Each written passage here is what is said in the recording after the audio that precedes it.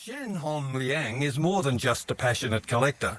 As a young man, he was commissioned by Japanese collectors to scour the Chinese countryside in search of ancient bonsai pots to enrich their collections. But as China's economic transformation unfolded, he collaborated with Seiji Morimai in Japan to return many of these priceless works to their homeland, China.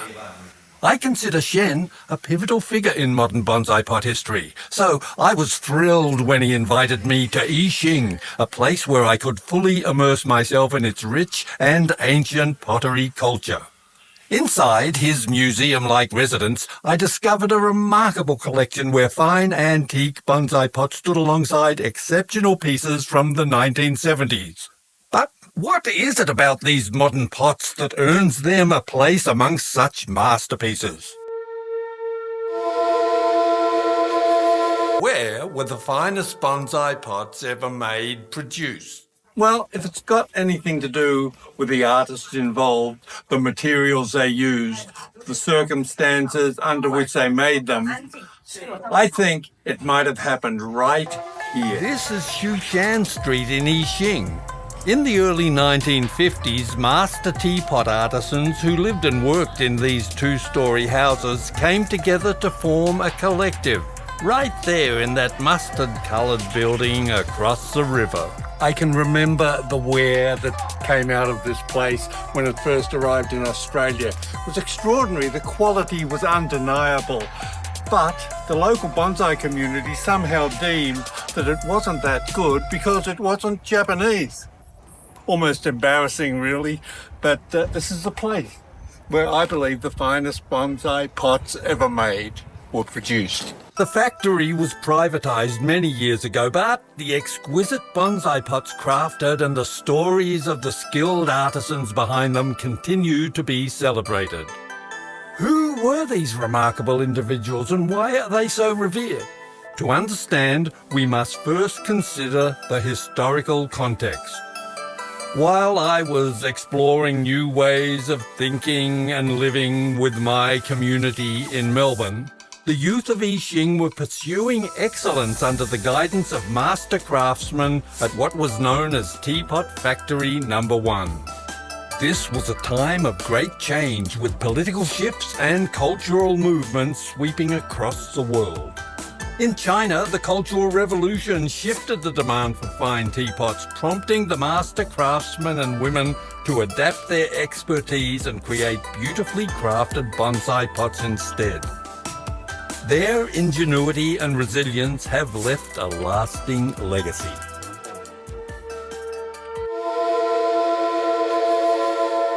Not only were the artists of 1970s Yixing exceptional, but the materials they used were also outstanding, yet increasingly scarce. The Wanglongshan Xisha mines No. 3 and 4, known for their superb clay, were eventually closed due to flooding. When I first visited the blocked mines 25 years ago, I discovered a lone clay maker meticulously processing the raw rock remnants into fine clay. The Xisha bonsai pots, crafted in the renowned kilns of Yixing, were not only exported to Japan, but found their way to various parts of the world.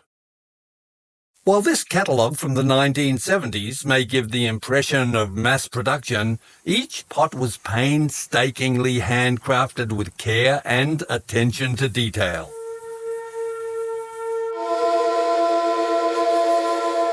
To gain a deeper understanding, Shen Hong Liang guided me to the Xisha Museum in Yixing, where a dedicated section honours the artists behind these remarkable pots. The 7 esteemed masters of Yixing, Gu Jingzhou, Ren Ganting, Pi Shimin, Jianrong, Zhu Kexin, Wu Yonghun, and Wang Yinchun, are recognized as some of the most influential Chinese potters of the 20th century.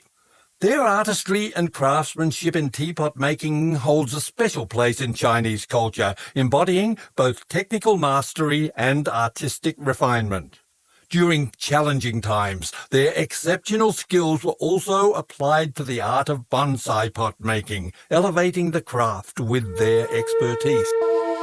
Shi Xiaoma began his journey as an apprentice at Teapot Factory No. 1 in 1972.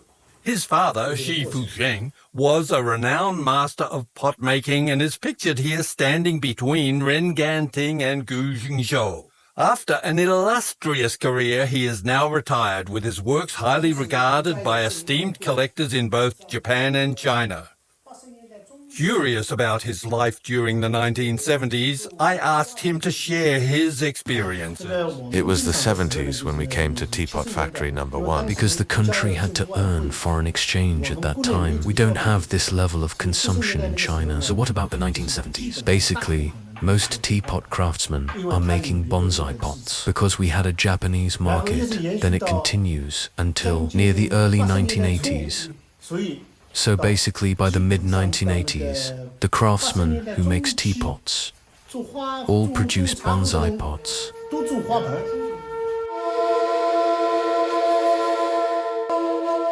Chen Yan entered Teapot Factory No. 1 in 1981. His craftsmanship is highly esteemed in both China and Japan. Recently, he shared some of his latest creations. Hey, this is one. Our traditional one-scribe approach. This is an ancient practice. It is kuiban. It is in the traditional Chinese pattern. This is called aoi petal. That's the shape. That's the shape. Then I made it into a small one. In ancient times, a rice bucket was designed. We chose to turn it into a bonsai pot. Then what about this bonsai pot? It is designed by the method of corner mud. I blend it to look like wood grain with two kinds of mud. The lines on the board. Design the grain of that wooden board as the pot's appearance. Then combine the four pieces of it. After the marriage is consummated, there's the bottom to be considered. What happens after you put a negative on it? Step up. Underneath the pot is 3 layers. Layer on top of layer. Then it is also the same, inside and out.